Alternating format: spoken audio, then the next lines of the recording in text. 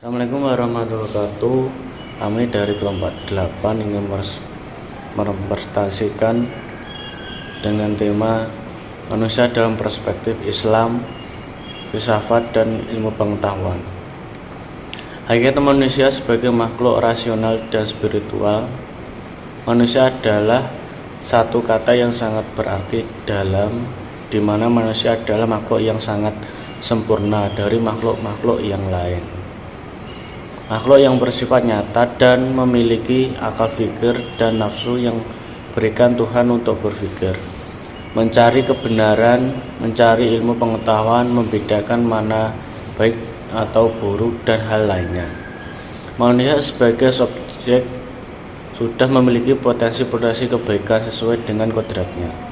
Di samping itu ada pula kecenderungan ke arah yang tidak baik. Hakikat manusia itu yang pertama adalah pada jiwanya. Secara fitrah manusia menginginkan kesatuan dirinya dengan Tuhan. Sebab itulah pergerakan dan perjalanan hidup manusia adalah sebuah evaluasi spiritual menuju dan mendekatkan kepada Sang Pencipta. Dalam agama tidak ada pendasaran yang real objektif untuk manusia untuk mengabdi pada kekuasaan supranatural. Hal ini bisa dijelaskan dari bagaimana agama berkembang. Peran manusia sebagai khalifatullah. Manusia di dunia ini adalah sebagai wakil Allah dan sebagai pewaris di muka bumi. Di samping itu, manusia adalah pemikul amanah yang semula ditawarkan pada langit, bumi, dan gunung yang semuanya enggan menerimanya, serta menjadi pemimpin atas diri sendiri, keluarga, dan masyarakat. Secara universal, tujuan hidup manusia adalah memperoleh kebahagiaan dunia dan akhirat. Kebahagiaan itu sendiri sangat relatif sehingga masing-masing orang akan berbeda dalam memaknai arti bahagia itu sendiri. Masing-masing orang setelah merenungkan serta menilai hidupnya berdasarkan aneka ragam pengalaman yang telah dilalui serta pengetahuan yang diperoleh dari orang lain atau bangsa lain, ternyata mempunyai pandangan yang berbeda. Tugas manusia sebagai khalifah adalah untuk menjaga pertanggungjawab atas dirinya, sesama manusia, dan alam yang menjadi sumber penghidupan. Menjaga keseimbangan dan kelestarian lingkungan hidup, baik alam ataupun lingkungan sosial, merupakan tugas daripada khalifah dalam upacara memformasikan bumi. Tugas dari seorang khalifah menjadi perlindungan bagi umat dan menjaga kelestarian alam. Tugas khalifah dalam Al-Quran biasa disebut imarat atau memakmurkan bumi, dan ibadullah atau beribadah kepada manusia untuk melakukan imarah di muka bumi dengan mengelola dan memeliharanya.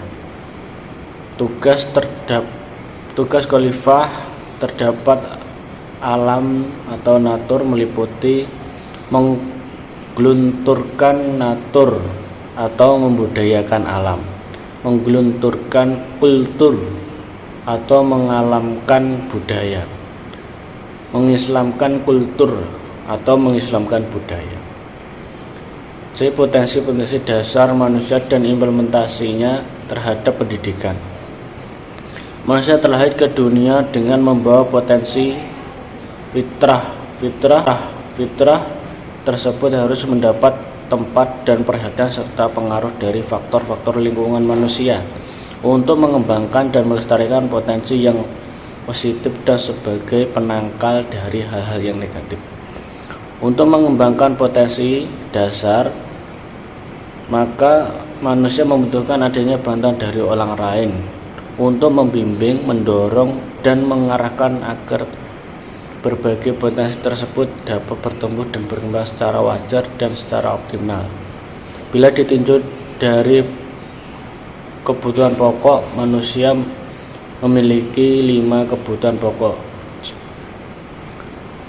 kebutuhan biologis atau kebutuhan jasmani, kebutuhan psikis yaitu kebutuhan rohani, kebutuhan sosial, kebutuhan agama, kebutuhan pedagogis atau intelek. Assalamualaikum warahmatullahi wabarakatuh. Saya Mas Afida Ar-Rahmah melanjutkan Saudara Ihsan pada poin D, analisis tentang manusia, perspektif Islam, pendidikan, dan ilmu pengetahuan. Dalam memahami manusia harus dipedomi dengan pandangan Islam sebagai tolak ukur mengetahui hakikat manusia. Dalam pandangan Islam, manusia tercipta dua unsur. Yang pertama, materi, manusia sebagai al-jism. Yang kedua, non-materi, manusia sebagai al-ruh. Dimensi materi ada dua daya. Yang pertama daya fisik dan yang kedua daya gerak. Dimensi non-materi ada dua daya juga. Yang pertama daya pikir, yang kedua daya rasa. Perkembangan zaman yang terus-menerus harus diimbangi oleh ilmu pengetahuan yang relevan untuk memberi keseimbangan antara alam dan manusia. Tujuan akhir dari esensi manusia dalam pendidikan Islam untuk menciptakan manusia muslim yang paripurna dalam konsep al-insan al-kamil. Yang poin E, manusia dimensi antropologis, sosiologis, teologis, dan pedagogis. Yang pertama, dimensi antropologis. Antropologi adalah salah satu cabang ilmu sosial yang mempelajari budaya masyarakat suatu etnis tertentu. Dalam antropologi filsafat, konsep manusia selalu dirumuskan oleh kelompok tertentu secara struktural, memiliki kemungkinan untuk mengekspresikan ideal budayanya. Yang kedua, dimensi sosiologis. Hal ini secara khusus masalah pemerataan, keadilan sosial, dan partisipasi politik. Ketiga hal ini merupakan nilai-nilai manusiawi yang perwujudannya tergantung pada struktur atau relasi-relasi sosial. Secara hakiki, manusia disebut makhluk sosial. Konsep Islam mengenai sosialitas manusia menghendaki agar setiap orang Islam di samping selalu memelihara hubungan dengan Tuhan, juga harus memelihara hubungan sesama manusia. Islam menempatkan kepentingan umum di atas kepentingan pribadi. Yang ketiga, dimensi teologis. Teologi adalah ilmu yang mempelajari segala sesuatu yang berkaitan dengan keyakinan beragama. Pertama, dalam Al-Quran, manusia menyebut manusia sebagai insan, yang artinya melihat, mengetahui, dan meminta izin. Yang kedua, Al-Quran menyebut manusia sebagai bashar, yaitu anak Adam yang bisa makan dan berjalan di pasar. Di pasar itu mereka saling bertemu atas dasar persamaan. Yang keempat, dimensi pedagogis. Dalam konsep Islam, Nabi Muhammad SAW adalah al-muallim al-awwal yang telah dididik oleh Allah.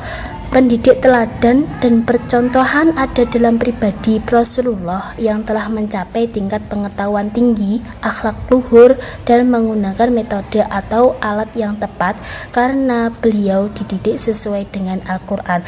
Terima kasih presentasi dari kami, kurang lebihnya mohon maaf. Akhirul kalam, wassalamualaikum warahmatullahi wabarakatuh.